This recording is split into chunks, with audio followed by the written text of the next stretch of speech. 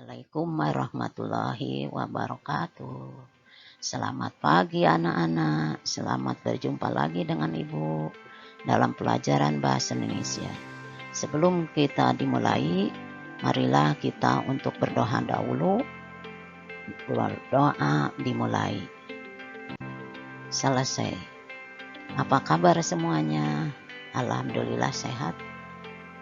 Pada hari ini kita akan mulai pembelajaran surat lamaran pekerjaan kelas 12.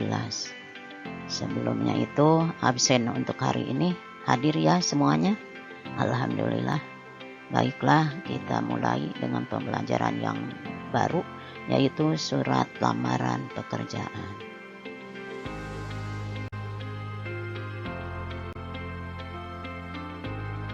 Silakan, siapa yang akan menjelaskan pengertian dari surat lamaran pekerjaan? Siti? Oh iya, Ani silakan. Oh iya, bagus sekali. Jadi surat lamaran pekerjaan merupakan surat yang dibuat oleh seseorang untuk melamar kerja pada suatu lembaga yang membutuhkan karyawan pada suatu bidang tertentu. Itulah definisi dari surat lamaran pekerjaan. Isi dan sistematika surat lamaran pekerjaan. Berdasarkan isinya, surat lamaran pekerjaan ada dua. Satu, surat lamaran pekerjaan berdasarkan iklan, lowongan media massa, poster, atau internet. Yang kedua, surat lamaran pekerjaan berdasarkan rekomendasi seseorang. Siapa tahu perusahaan itu memerlukan seorang tenaga pekerja. Itu adalah isi dari surat lamaran pekerjaan.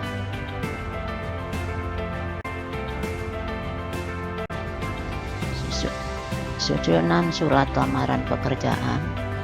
Yang pertama ada tempat dan tanggal surat. Di dalam tempat tanggal surat, penulisannya lengkap sesuai ejaan yang disempurnakan. Lalu penulisan diletakkan di pojok kanan atas. Yang ketiga, penulisan diawali dengan huruf kapital tanpa tanda titik di akhir. Contohnya Yogyakarta, Y-nya besar, lalu pakai tanda koma, lalu tanggal dengan angka dan bulan, N-nya besar, 15 November 2021. Itu adalah namanya tempat dan tanggal surat.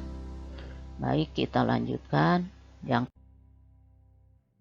kedua ada lampiran. Lampiran itu untuk menginformasikan adanya dokumen pendukung. Lampiran penulisan lengkap diawali dengan huruf kapital dan diikuti tanda baca titik 2. Isi lampiran ditulis dengan huruf. Contoh, lampiran titik 2 6 lembar. Itulah contoh dari lampiran. Baik, kita teruskan kembali. 3. Perihal atau hal. Perihal mengenai sesuatu yang hendak disampaikan. Penulisan diawali dengan huruf kapital dan diikuti tanda baca titik 2 tanpa diikuti tanda titik di akhirnya. Contoh, perihal, P-nya besar, titik 2, lamaran, L-nya besar, pekerjaan. Itu contoh perihal atau hal.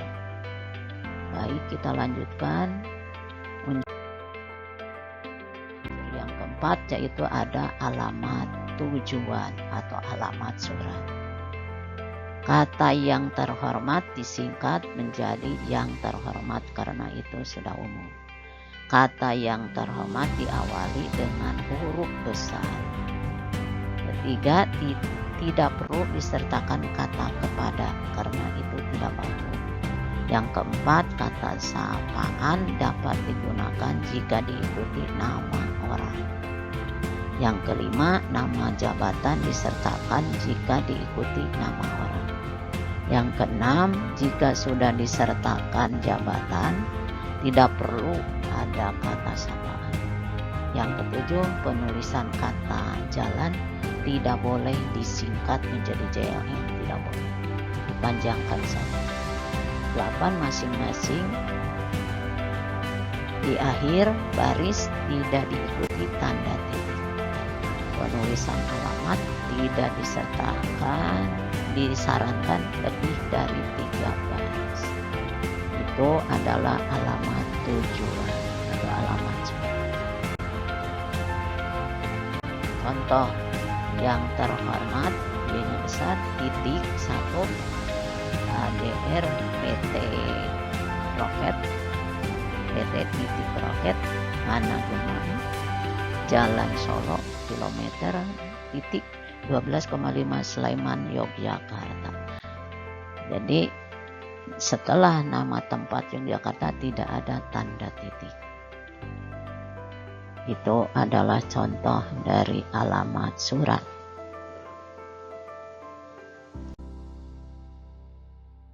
Yang kelima, salam pembuka. Kata umum digunakan yaitu dengan hormat.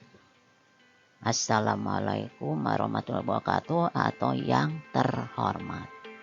Diawali dengan huruf kapital dan diikuti tanda koma. 3, penulisan menggunakan margin kiri dan tidak mencorok ke dalam. Contoh, dengan hormat, D-nya besar, H-nya kecil, memakai tanda koma. Itu adalah salam pembuka.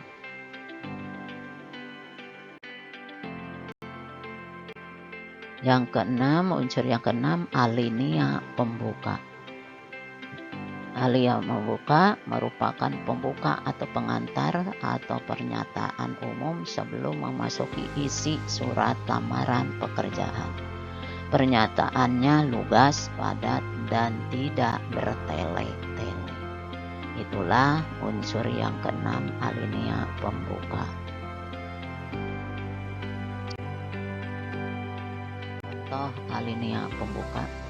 Berdasarkan iklan lowongan pekerjaan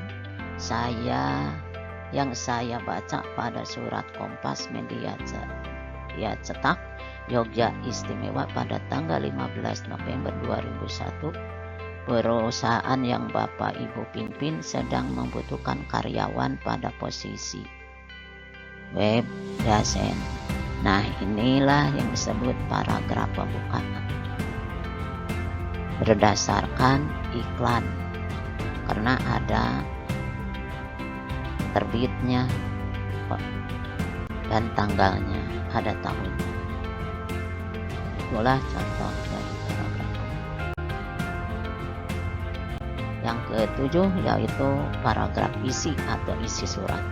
Bagian inti yang mengemukakan maksud serta pandangan jati diri informatif diri secara informatif, efektif, dan sistematis.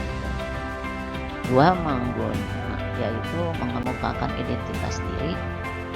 Nah, di dalam mengemukakan identitas diri, nama ditulis N-nya kecil. Nama titik 2, silakan namanya siapa. Muhammad, Alek misalkan. N-nya besar, A-nya kecil. Alamat ditulis juga kecil, titik 2, silakan. Itu alamatnya. Jadi Mertoyudan, Magelang, Jawa. Tempat dan tanggal lahir tidak boleh disingkat jadi TTL, tapi harus dipisahkan. Tempat dan tanggal lahir 4 Oktober 2001. Email silakan sesuaikan. Itu adalah isi surat. Jadi nama isi surat atau identitas diri ditulisnya huruf kecil pertamanya. Isi surat 2, maksud dan tujuan. Maksud dan tujuannya tadi merupakan alasan mengapa surat itu ditulis. Contoh, dengan surat ini saya bermaksud untuk mengisi posisi karyawan. Nah, itulah suami web desainnya. Kita berlanjut. Isi surat yang ketiga menyatakan lampiran. Contoh sebagai bahan pertimbangan, berikut saya cantumkan lampiran sebagai berikut. 1. Fotokopi ijazah yang dilegalisasi. Yang kedua, fotokopi transkrip nilai yang dilegalisasi. Yang ketiga, fotokopi SKCK. Yang keempat, fotokopi surat pengalaman kerja bagi orang yang berpengalaman, silahkan. Yang kedelapan, ada unsur penutup surat. Isi penutupnya haruslah mencerminkan keantusiasan pelamar pekerja pada perusahaan yang dituju. Contoh paragraf penutup. Demikianlah surat lamaran pekerjaan ini saya buat. Besar harapan saya untuk menjadi bagian dari perusahaan PT Rocket Management yang Bapak Ibu pimpin. Nah, itulah penutup surat lamaran pekerjaan. Nomor 9 yaitu salam penutup. Menggunakan salam penutup menggunakan kata hormat saya atau wassalamualaikum. Disertakan ucapan terima kasih pada perusahaan yang dituju. Contoh, atas perhatian Bapak Ibu, saya sampaikan terima kasih. Hormat saya itu diletakkan di sudut sebelah kiri bawah. Itu adalah contohnya salam penutup. Hanya besar, S-nya kecil. Yang 10, tanda tangan dan nama terang. Penulisan di pojok kanan bawah. Nama terang diletakkan di bawah tanda tangan. Nama terang diisi oleh nama pelamar pekerja. Itulah adalah unsur atau bagian dari surat lamaran pekerjaan. Ada yang bertanya, silahkan.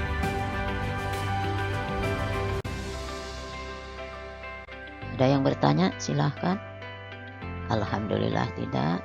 Terima kasih atas perhatiannya. Ibu cukupkan sekian. Wassalamualaikum warahmatullahi wabarakatuh.